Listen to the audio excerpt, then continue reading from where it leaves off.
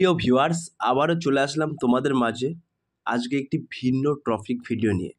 আজকের ভিন্ন টপিক ভিডিওটা হলো ইডি কিভাবে হওয়া যায়, ইডি অফিসারের কাজ, ক্ষমতা, মাসিক বেতন ইত্যাদি সমস্ত বিস্তারিত তথ্য আজকের এই ভিডিওর মাধ্যমে আলোচনা করব।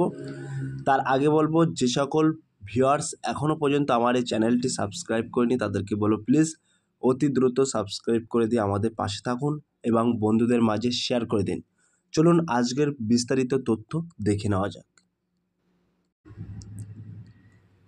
ইডি কিভাবে হওয়া যায়, ইডি কি কাজ করে, এর ক্ষমতাই বা কী, ইডি হওয়ার জন্য কি করতে হবে ইত্যাদি বিষয়গুলো আজকে আমরা এই প্রতিবেদনের মাধ্যমে বিস্তারিত জানতে চলেছি।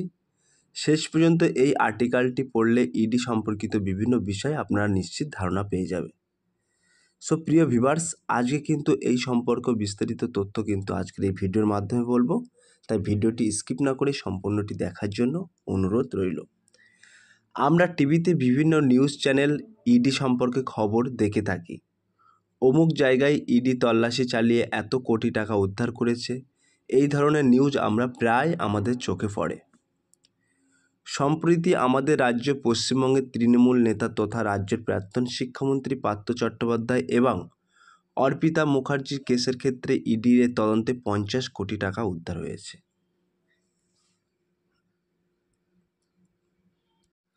এই সমস্ত হাই প্রোফাইল কেসের কারণে ইডি অফিসারের বিষয়টি আমাদের চোখে পড়ে এবং সম্পর্কিত একাধিক প্রশ্ন আমাদের মাথায় ঘুরপাক খায়।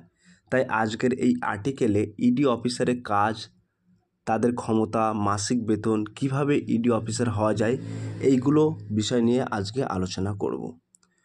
ED officer full details in Bengali, আমরা কিন্তু এখানে বাংলায় তোমাদের তুলে ধরেছি সিলেকশন প্রসেসটা। আপনাকে জানিয়ে রাখি, ইডি হচ্ছে গ্রুপ বি অফিসার র্যাঙ্কের চাকরি।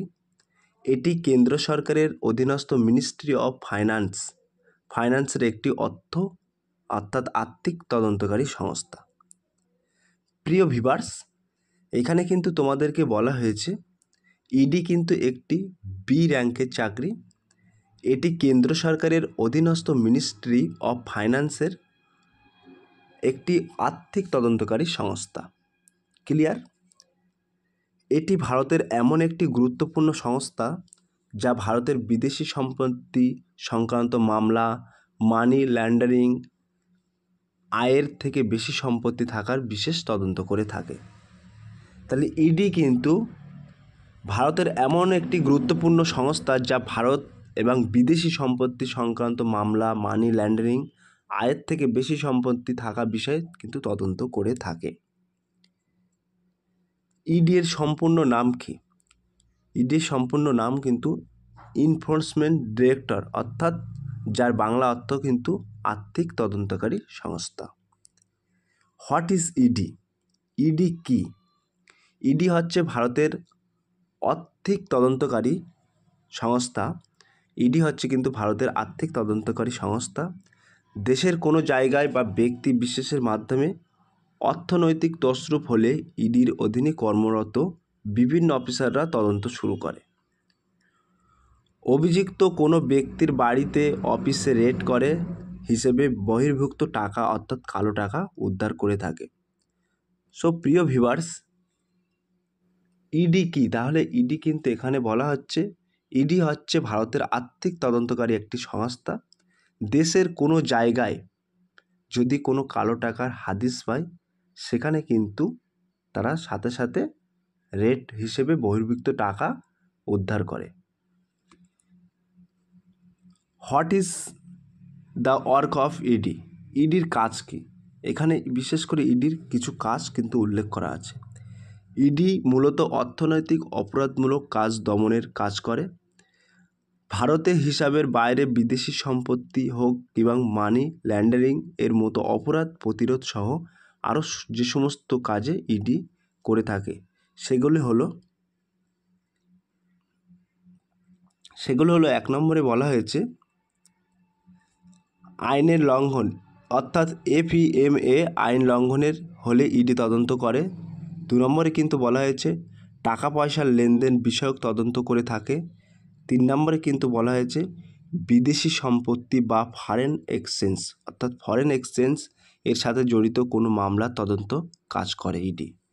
4 নম্বরে কিন্তু বলা হয়েছে এফইএমএ আইন লঙ্ঘনের কারণে দোষী সমস্ত সম্পত্তিকে বাজেয়াপ্ত করার ক্ষমতা ইডির কাছে থাকে।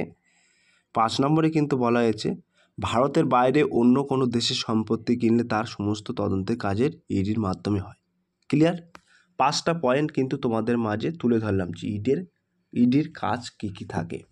এবার দেখে নেওয়া যাক ইডির মুখ্য কার্যালয়, ED headquarter and office.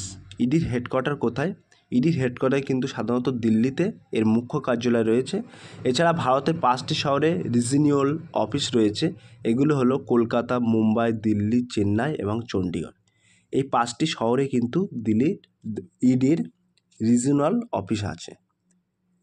ED কীভাবে হওয়া যায়? এবার মেন প্রসঙ্গে আসা যাক, ইডি কীভাবে হওয়া যায়। ইডি অফিসার পদে চাকরির নিয়োগ মূলত দুইভাবে হয়। 1 নম্বরে কিন্তু তোমরা সরাসরি এসএসসি সিজিএল অর্থাৎ কম্বাইন্ড গ্র্যাজুয়েট লেভেল এক্সামের পরীক্ষার মাধ্যমে কিন্তু তোমাদেরকে নিয়োগ করা হয়। আর দ্বিতীয়ত কেন্দ্রীয় সরকারি অফিসার র্যাঙ্কের কোনো চাকরির পদোন্নতির মাধ্যমে কিন্তু ইডিতে কনভার্ট করা হয়। ক্লিয়ার? ইডির নিয়োগ প্রক্রিয়া, ইডি রিক্রুটমেন্ট প্রসেসটা কিন্তু আমরা এখানে উল্লেখ করেছি। এখানে কিন্তু বলা হয়েছে এসএসসি সিজিএল পরীক্ষার মাধ্যমে ইডির নিয়োগ প্রক্রিয়া টায়ার 1 পরীক্ষা 200 নম্বরে হয়, টায়ার 2 পরীক্ষা 200 নম্বর, টায়ার 3 পরীক্ষা 100 নম্বর, সর্বশেষ কিন্তু ডকুমেন্টস ভেরিফিকেশান অর্থাৎ নথিপত্র যাচাইকরণের মাধ্যমে কিন্তু তোমাদেরকে নিয়োগ করা হয়। ক্লিয়ার? ইডি অফিসারের মাসিক বেতনটা কিন্তু এখানে আমরা উল্লেখ করেছি। একজন ইডি অফিসারের মাসিক বেতন শুরু হয় 60,000 টাকা থেকে, পরে কাজের সময়সীমা এবং অভিজ্ঞতা বাড়ার সাথে সাথে বেতনে বাড়ে। তাহলে তোমরা কিন্তু যদি কেউ ইডি অফিসার হতে চাও এই সিলেকশন প্রসেসগুলো ফলো করো এবং তোমাদের মাইনে কিন্তু 60,000 টাকা শুরুতেই। ইডির চাকরির বয়সসীমা কিন্তু এখানে আমরা উল্লেখ করেছি।